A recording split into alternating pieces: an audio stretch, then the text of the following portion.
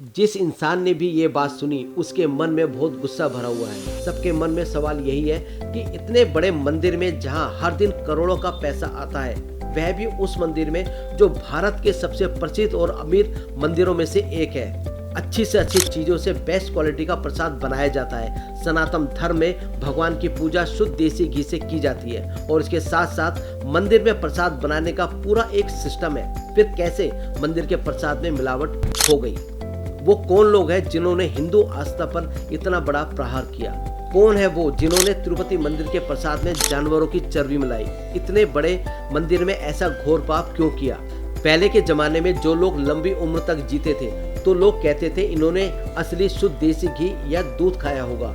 जब कोई अच्छा काम धंधा करता था तो लोग कहते थे इनकी 5 उंगलियां घी में है। भारत जैसे देश में एक समय में घी दूध की नदियां बहती थी और आज समय इतना बदल गया कि दूध और घी में जरूरत से ज्यादा मिलावट हो रही है। तिरुपति मंदिर में पिछले 300 साल से ज्यादा समय से लड्डू चढ़ाए जाते रहे हैं।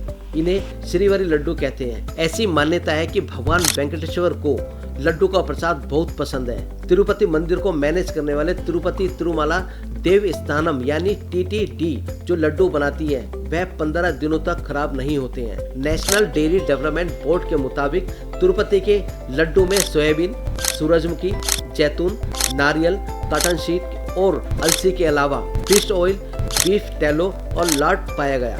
बीफ टैलो जानवर की चर्बी से बनाया जाता है। तिरुपति तिरुमाला देवस्थानम हर साल टेंडर के जरिए करीब 5 लाख किलो घी खरीदता है। महीने की बात करें तो करीब 42,000 किलो घी की खपत होती है। कंपनियां मंदिर प्रबंधन को रियायती दर पर ये घी उपलब्ध कराती है। पहले दावा किया गया दक्षिण की मशहूर कंपनी कर्नाटक मिल्क फेडरेशन जो नंदिनी नाम से घी बनाती है वो घी सप्लाई करती है। फिर अमूल का भी नाम आया।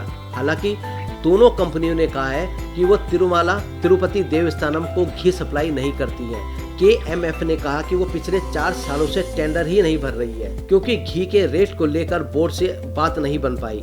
मीडिया रिपोर्ट्स के मुताबिक जब प्रसाद में मिलावट की कंप्लेंट हुई तो उस वक्त AR डेयरी फूड्स नाम की कंपनी तिरुपति मंदिर को घी सप्लाई कर रही थी। हालांकि राज्य सरकार ने इसके स्टॉक को वापस कर दिया।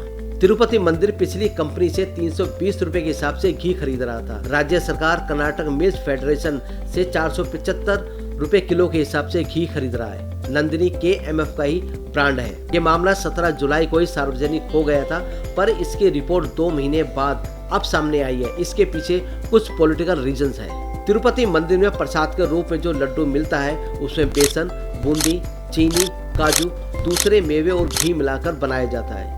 ये लड्डू अयंगार पंडित बनाते हैं। तिरुपति मंदिर हर साल लड्डू बेचकर करीब 500 करोड़ रुपए की कमाई करता है। तिरुपति मंदिर के लड्डू प्रसादम के मामले में हमें नकली देसी घी के बारे में पता चला। अगर ये नहीं होता तो शायद पता भी नहीं चल पाता।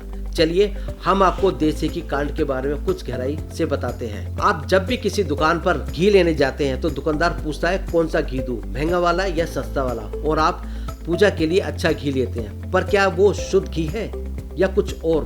भारत में भैंस के दूध में लगभग 7% फैट होता है और 19 लीटर भैंस के दूध से 1 किलो घी निकलता है और गाय के दूध में लगभग 5% फैट होता है और 28 लीटर गाय के दूध से 1 किलो घी निकलता है। भारत में आज इतना दूध नहीं होता कि 140 करोड़ लोगों को शुद्ध देसी घी मिल सके। अब मंदिरों में पूजा और प्रसाद के लिए शुद्ध देसी घी की डिमांड भी बहुत होती है। त्योहारों में तो शुद्ध घी की डिमांड और भी अधिक बढ़ जाती है। तो ये इतना घी आता कहाँ से है? ज्यादा पैसा बनाने के चक्कर में लोग जानवरों को मारकर उनकी हड्डियों से घी बनाते हैं। जानवरों की चर्बी को धीमी आंच पर तब तक पकाते हैं जब तक वह घी जैसा नहीं दिखने लगता है। इसी तरह लॉट सुअर की चर्बी से बनाया जाता है। यह घी जैसा दिखता है और चिकना होता है। इसे शुद्ध देसी घी में आसानी से मिला सकते हैं, इसका पता भी नहीं चलता। और कुछ केमिकल मिलाया जाता है ताकि यह लंबे समय तक इस्तेमाल कर सके। 18 सितंबर को आंध्र प्रदेश के मुख्यमंत्री चंद्रबाबू नायडू ने पूर्ववर्ती जगन सरकार पर सनसनीखेज आरोप लगाते हुए कहा था पिछले 5 साल में जगन मोहन और YSRCP के नेताओं ने तिरुमाला की पवित्रता को नष्ट किया। तिरुमाला मंदिर के लड्डू प्रसादम में जानवरों की चर्बी मिलाई जा रही थी। मेरी सरकार ने प्रसाद बनाने के लिए जिस कंपनी से घी लिया जा रहा था उससे करार खत्म कर लिया है और कंपनी को ब्लैकलिस्ट कर रहे हैं। मामले की जांच विजिलेंस को सौंप दी गई। एक साल पहले ही कंपनी को सप्लाई का टेंडर मिला था। तिरुपति मंदिर के 300 साल पुराने भोजनालय में रोजाना 3.5 लाख लड्डू बनते हैं।